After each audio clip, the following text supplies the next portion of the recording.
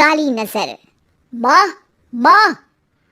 अरे क्या माँ माँ कर रहा है? बकरी का बच्चा है क्या? अरे माँ, मजाक छोड़ो। मुझे फाइनली वो मेन चौराहे वाली दुकान मिल गई है। अब देखना, आपका बेटा दुगनी स्पीड से पैसा कमाएगा। ओफो, ये क्या?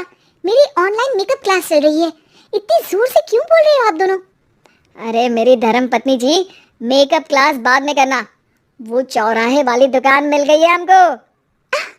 अरे वाह, रुको, मैं अपनी माँ को फोन लगाकर बता देती हूँ।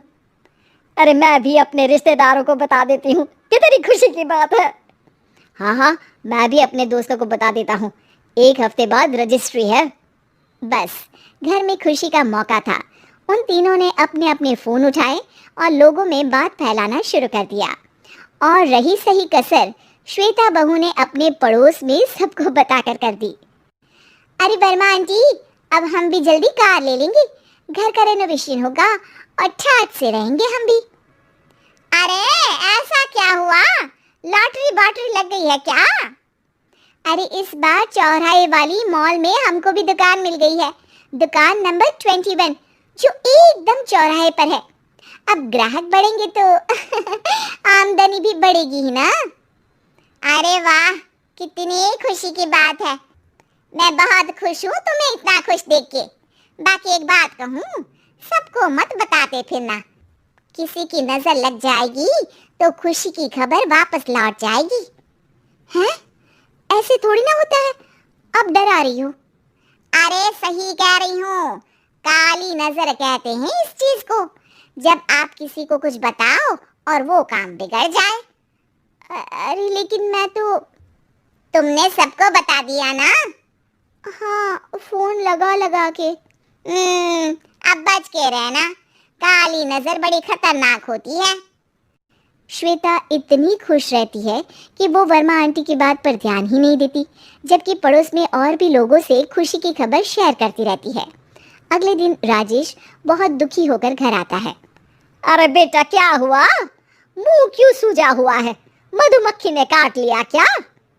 माँ, वो दुकान किसी और के पास चली गई। किसी ने ज्यादा भाव लगा दिया।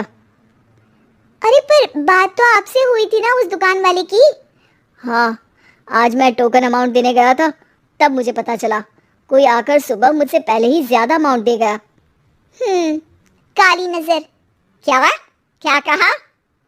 वर्मा आंटी ने समझाया था कि किसी को बताना मत, वरना काली नजर लग जाएगी। अच्छा, तुम्हें उनकी बात मान लेनी चाहिए थी। उनकी बात मान लेती, लेकिन उसके पहले ही सबको बता चुके थे ना हम तीनों। अरे अगली बार से ध्यान रखेंगे। कोई भी नई चीज होगी तो किसी को नहीं बताएंगे।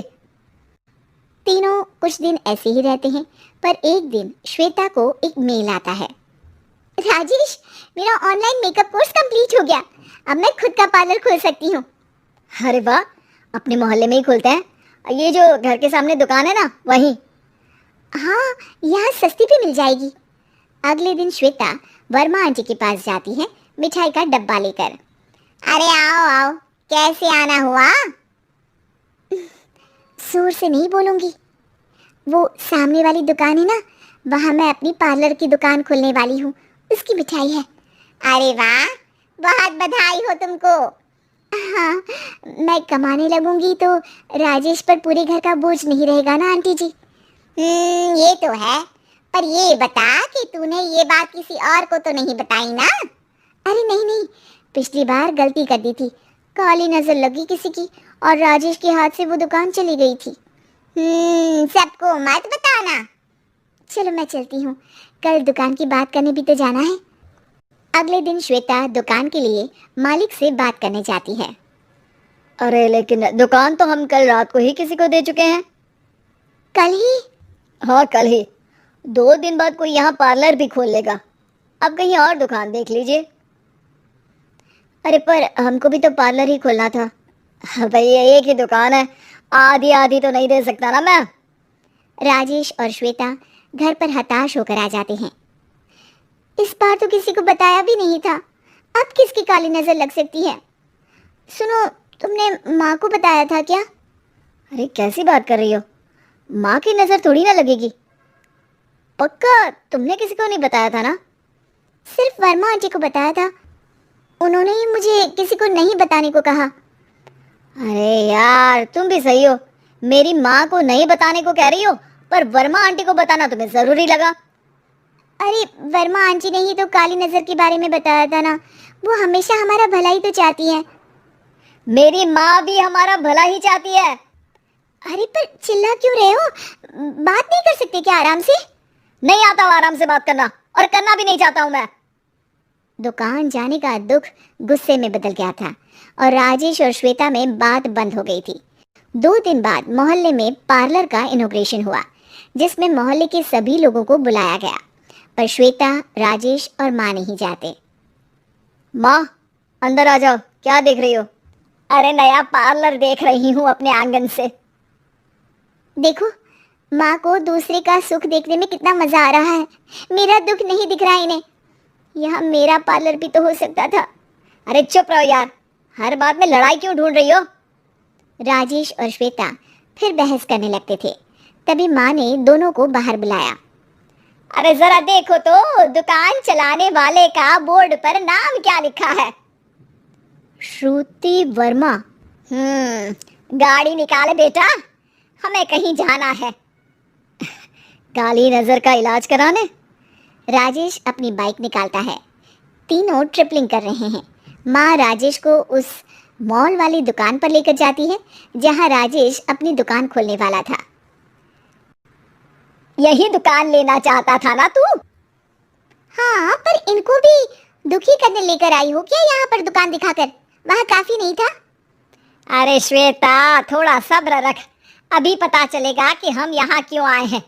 बता, इस दुकान चलाने वाले का नाम क्या है? अनुपम वर्मा। कुछ समझ में आया? वो दुकान वाली श्रुति वर्मा, ये दुकान वाला अनुपम वर्मा, और हमारे पड़ोस में हमने उस दुकानों के बारे में बताया किसको था? वर्मा आंटी को। मतलब वर्मा आंटी ही हमारा काम बिगाड़ रही है? नहीं नहीं, ऐसा नहीं हो सकता, ये बस इत्तेफाक है। राजेश अपना फोन निकालता है और श्रुति वर्मा और अनुपम वर्मा के नाम फेसबुक पर सर्च करता है, जहां ये दोनों ही वर्मा आंटी के रिश्तेदार होते हैं। श्वेता को समझ में आ जाता है कि वर्मा आंटी की ही नज़र काली नज़र है। अब क्या करना है? कोई भी खुशी की खबर हो तो काली नज़र से बचना है, यानी वर्मा आंटी से बचना है। अरे पर मुझे ये समझ में नहीं आया कि वो हमारे साथ ऐसा क्यों करेंगी। अरे बेटा, एक सीख है, दूर के आदमी को आपकी तरक्की से कम परेशानी होगी, पड़ोसी को ज्यादा।